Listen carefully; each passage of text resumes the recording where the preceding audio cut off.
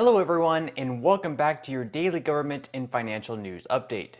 In today's video, we'll be discussing the inflation data from yesterday and why things really aren't getting any better. We also go over what some Americans are doing out of pure desperation to pay for the rising cost of food. Other than that, I also go over the expected increase for those receiving Social Security benefits next year, but why that still may not be enough. And finally, we discuss updates in the stock market and Bitcoin. Now, as always, I am definitely interested in hearing your thoughts on everything, and I wanted to thank everyone for giving my videos likes and sharing them, as that certainly helps push these videos out to other people like you. Okay, so the inflation report that came out yesterday wasn't exactly what we wanted to see, with inflation actually rising by 0.1% in August, despite the 10.6% drop in gas prices.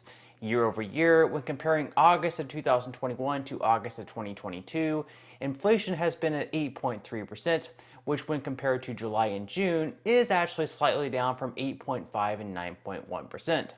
Still though, 8.3% year over year is way too high, and the fact that we actually saw a jump in inflation from July to August is especially concerning, even with the drop in the price of gas. Among the other increases we all faced over the last month, food prices increased by 0.8% and are now up by 13.5% in the last year, which is the largest increase since 1979.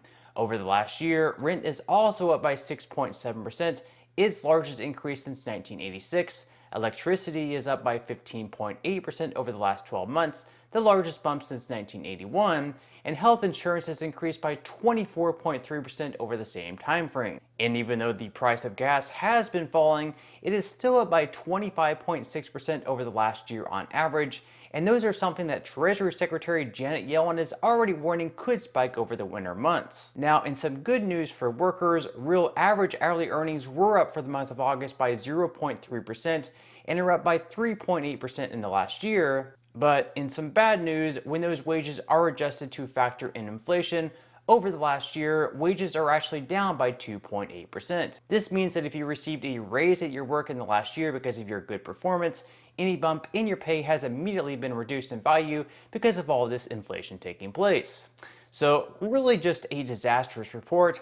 And unfortunately for President Biden, yesterday was also the day that he celebrated the passage of his Inflation Reduction Act, where, considering that inflation isn't actually decreasing, nor is that bill supposed to do anything to decrease inflation, it was just a tad bit awkward. Even CNN points this out, saying that it's hard for people to celebrate anything with inflation on the rise, and the Dow Jones seen its largest free fall since June of 2020. Okay, you're listening there to President Biden at the White House. He's celebrating the passage of the Inflation Reduction Act. He says that he's been fighting Big Pharma for decades. But there is this unfortunate split screen right now with the Dow taking a total beating, down more than 1,200 points. And so it feels like it's hard to be celebratory for some people in the crowd. Yeah. Over on the other channel, Fox News, they also interrupted his speech to deliver a hard, cold dose of reality. For years, so many of us have been trying to fix this problem. But for years, Big Pharma blocked Medicare from negotiating lower drug prices.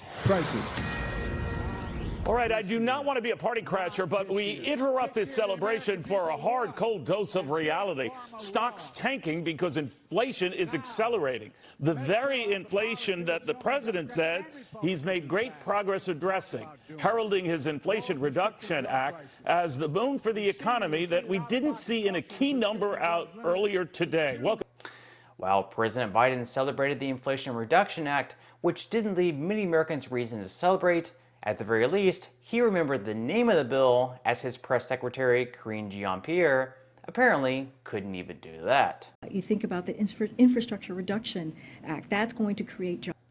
As I mentioned earlier, food prices are up by another 0.8% since the month of July, so there's really no escaping the rising costs, especially with items such as eggs being up as much as 40% since last year. As MSNBC reports, many Americans are actually now turning to buy now, pay later programs where people are actually financing their groceries.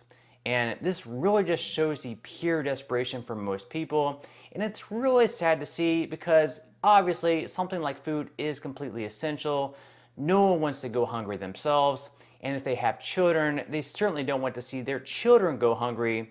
And so some people are left with just no other option than to finance their grocery bill in hopes of being able to pay it off later. From last year. So that means increased grocery bills for families, and some of them turning to these buy now, pay later programs to essentially finance those grocery bills that allows them to pay in installments instead of paying that one large bill all at once. I want you to listen to some of the conversations I've been having with folks who are relying on these programs and listen for that similar pattern that you're hearing and how they use them. The first thing I started using Zip for was things that I couldn't typically buy myself because I was on a fixed income. So maybe it was a new outfit or makeup from Ulta or gift cards, and then it led into groceries. I started off using it to shop for like clothes and tennis shoes, things like that. And then as time progressed and money got tight, I started using it to buy necessities. I would never use up to the amount I've been approved for because I have to pay it back. So I still have a budget. So money is extremely tight right now for a lot of Americans, and this could be incredibly dangerous as we see personal debts begin to rise. But like I said before, you really can't blame anyone in these desperate times. Food is something that is completely essential, so it's hard to blame anyone for taking whatever means necessary to make sure that they and their children are taken care of. Now, another group of people that inflation has been hitting especially hard this year are those receiving fixed income, such as those on Social Security benefits. While inflation continues to rise every single month, they're not receiving any wage increases whatsoever and won't even see a single cent bump in their pay until next year. While Social Security beneficiaries do receive an annual cost of living adjustment, they won't receive that raise until 2023, and next month we will know for sure how much that bump in pay will be. So far, we have the inflation numbers for July and August, so all that's left to determine the cost of living adjustment for next year's is the inflation data for the month of September, which will be released next month on the 13th. Now, according to the Senior Citizens League, the bump for next year will be 8.7%, making it the highest adjustment in 4 decades, and the average beneficiary can expect to receive a boost of right around $144 per month. But again, unfortunately, this raise won't be seen until next year in 2023. And so until then, the fixed income that beneficiaries are receiving now have fallen short on average by right around 48%. The average benefit people are receiving now of $1,656 is short by around $418 year to date. Even though Medicare Part B premiums are deducted from Social Security checks and could take out a good chunk of the monthly payments, fortunately, the Senior Citizens League is predicting that they won't grow by much in 2023. In the Medicare Trustees Report for 2022, they note that the standard Part B premiums in 2023 would stay the same as it is now at $170.10. Furthermore, the Centers for Medicare and Medicaid Services recently said that excess Part B premiums changes in 2022 due to a reassessment of the premium wouldn't be used to reduce the Part B premiums in 2023. So really, we can only hope for that to be the case. And again, next month, we will finally know what the cost of living adjustment for next year will be, which is looking like on average to be an increase of right around $1,800. Unfortunately though, if inflation continues to rise, which let's hope not, but if it does, any increase for next year could quickly be wiped out by even more inflation. Okay, so now quickly moving into some money news where the market got absolutely decimated yesterday, with the S&P 500 falling by 4.32%, the Dow Jones in the red by 3.94%, and the Nasdaq down the most, with tech stocks getting absolutely hammered, down by 5.16%. Year to date, the S&P 500 is now down by over 18%, and the Nasdaq is in the red by over 26%. Next week on September 21st, the Fed will make their decision on how much to increase rates, and it's very likely they'll once again raise rates by 75 basis points after the horrible report on inflation, which will increase the policy rate range to 3 to 3.25%. Now, some economists believe that the Fed may be even more aggressive and hike rates as much as 100 basis points, which in turn may cause even more drops in the market. Now, futures for today are surprisingly in the green, with investors looking to buy back in at these lower prices. And so Dow futures are currently up by 0.50%, S&P 500 futures are up by 0.61%, and Nasdaq futures are in the green by 0.67%. Over the last day, Bitcoin has also been absolutely decimated, down by 8.69%, falling from the low 22,000s all the way back into the low 20,000s. So again, all we can really hope for is a better inflation report for next month.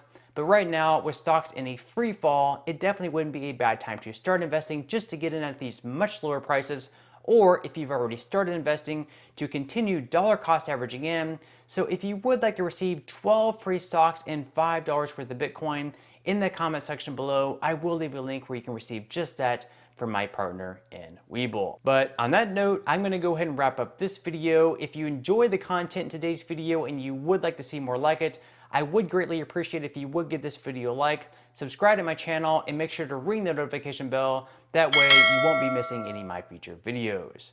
And until next time, I hope you have a wonderful rest of your day, and I'll see you in the next video.